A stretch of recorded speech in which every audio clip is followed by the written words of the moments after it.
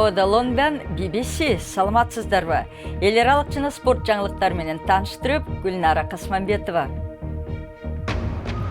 АКШ полиция эки кара кишини өлтүргөн окуядан кийин Далластагы нааразылык жүрүшүндө 5 полицейди атып кетишти.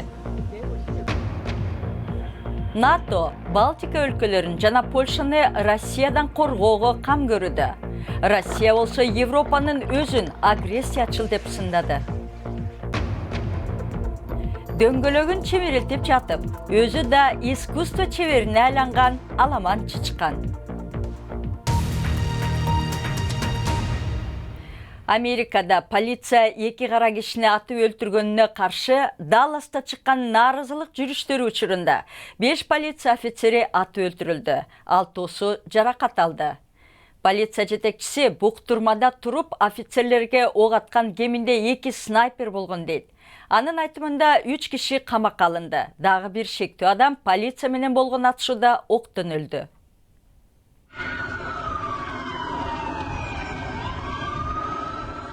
Далластын көчөлөрү зомбулукка чалганды. Ок атышуулардан жүздөгөн кишилер качууда. Согуштогудай ызы чууга баткан аймакка полиция келди. Ок тигендерге полиция машиненин артында кам көрүүдө. Куралчан 2 снайпер бар деп болжонууда. Алардын бири полицияга ок чыгарды. Өзүн токто кармаган бул киши офицерди жакын арадан атканы да тартылган.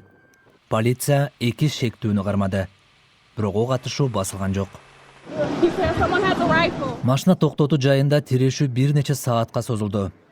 Далластын полициясы үчүн аламат түн болду. 43 жаштагы Брент Томпсон каза болгон офицерлердин бири. Азыр бир гана нерсеге Далластагы полиция офицерлери, алардын жакындары, курман болгондор, жарадар болуп ооруканада жаткандарга гана көңүл кадашыбыз керек. Чабуулга чейин полициянын теги африкалыктарга каршы ок чыгарган бир нече окуясына байланыштуу тынч митинг өтүп жаткан. Президент Обама Далластагы полицияга каршы мындай чабуулду актоо мүмкүн эмес деди. Бүгүнкү окуя полиция биз үчүн кандай курмандыктарга даяр экенин көрсөтүп турат. Кишилер кооптуу курал-жарак алып жүргөндө мындай чабуулдар да алда канча трагедиялуу болорун билебиз. Биз бул жагдайга чара көрүүбүз керек болот. Америкалыктар курал-жарак маселеси чечилеби деген суроо менен кала берүүдө. Варшавада НАТОнун саммити башталды. Британия, АКШ, Канада жана Германия Балтика өлкөлөрү жана Польшаны орус агрессиясынан коргоо максатында батальондорду түзүүдө. Бирок Россия учурда Европанын коопсуздугуна коркунуч келтирген бирөө бар болсо, ал НАТОнун өзү деп айыптады. НАТО чыгыш канатында аскери кубатын күчөтүүдө. Эстонияда уюмдун аскерлери кансыз согуш учурундагыдай болуп, мыкты куралданган душманга каршы согушка камынууда. Артиллерия, ракеталар менен машыккан аскерлер кол салуунун мизин кайтарууда. Илгеркидей эле темирден жасалган оор куралдар. Бирок Орусияны атаган киши жок. Биз өнөктөрүбүз менен машыгып жатабыз. Орусиядан этият болуш үчүнбү? Биз өнөктөрүбүз менен машыгып, чогуу кандай кызматташуубуз керек экенин аныкташыбыз зарыл. Чыгыштагы өнөктөрүбүздү колдоо үчүн. Алар Орусиянын агрессиясына кабылса колдош үчүнбү? Кимдир бирөөгө каршы эмес, жөн эле колдош үчүн. Бирок албетте кеп Орусия жөнүндө болуп жатат. Танкаларды кыйратуучу бул учактар тиешелүү таасир жаратсын деп алып келинген. Жакындан баштап бул аймакта НАТОнун күчтөрү такай жайгашат. Варшавада чогулган лидерлер Балтика мамлекеттери менен Польшага 5000ге жакын жоокер жөнөтүүлөрүн бекитүүдө. Эстониядагы көз карандысыздык парады бул өлкө Советтер Союзунун үстөмдүгүнөн чейрек кылым мурда эле кутулганын эске салып турат. Орусиянын Украинага кирип келиши кооптонууга жем таштады. Орусия соңку жылдары агрессивдүү иштерди кылууда. Саясий максатын көздөп, Орусия курал колдонуудан артка тартпасын көрсөттү. НАТО Москва менен диалог жүргүзүүгө ынтызар. Ошондуктан орус байкоочуларын жакында болгон машыгууларына чакырды. Бирок Орусия буга өзү аскердик машыгуу өткөрүп жооп кылды. Кансыз согуш деп аталбаганы менен НАТОнун жакындашы тирешүүнү күчөтөрү анык. Сиз көрүп жаткан BBC эми алдыңкы саптагы башка жаңылыктар. Ирак шия мусулмандарынын ыйык жайына болгон чабуулда кеминде 35 киши абыт болуп 50 адам жаракат алды. Багдадтын түндүк тарабындагы Балат деген жерде Саид Мохаммед бин Али Аль-Хадинин күмбөзүнүн сыртында жангешти өзүн жардырып жиберген.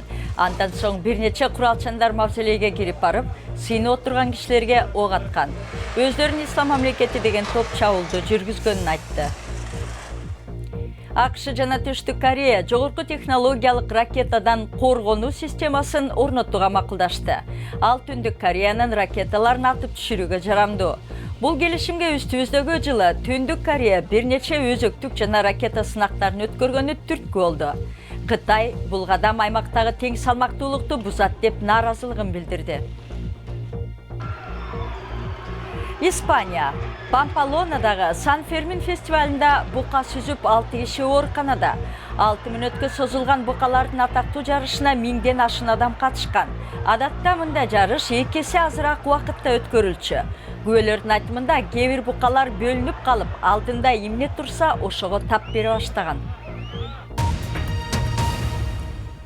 Эми соңку технологиялык жаңылыктар менен тааныштырган апталык клик баяндамабызга орун берели.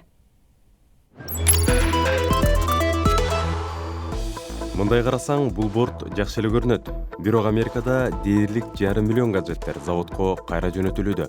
Бери дегенде 99 ховерборд өтө ысып кетип, өрт чыккан учурлар болду. Негизинен Кытайда чыгарылган модельдери артка чакыртылган.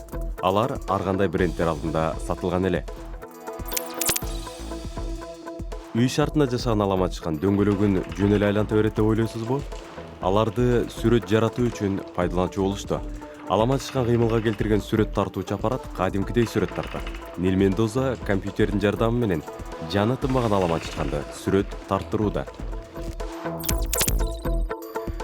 Британиядагы тамак жей деп аталган таркатуу кызматы Starship Technology менен бирдикте тест атым деген сөздүн маанисин күчөттү.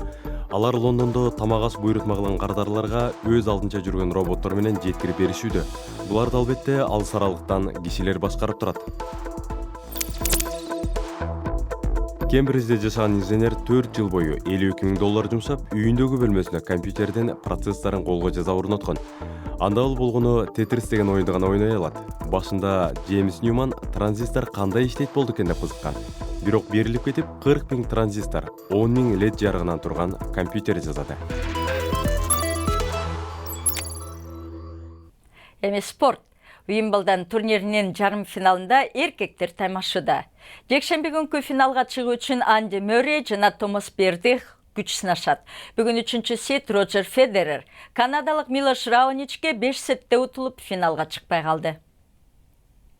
Футбол. Евро 2016-нын финалына жеткени калдык. Албетте беттеш учурунда оош кыйыштар болбой койгон жок. Өз талаасында ойногон Франция дүйнөлүк чемпион Германияга 2 голду киргизип салды. Эми жекшембиде Франция менен Португалиянын оюнун көрөбүз. Евро чемпионатында эң көп гол тепкен франциялык Антуан Гризман дагы бир ирет чеберчилигин көрсөттү. Ливерпулдун боссу Юрген Клоп клубтун ээлери менен 6 жылдык жаңы келишимге кол койду.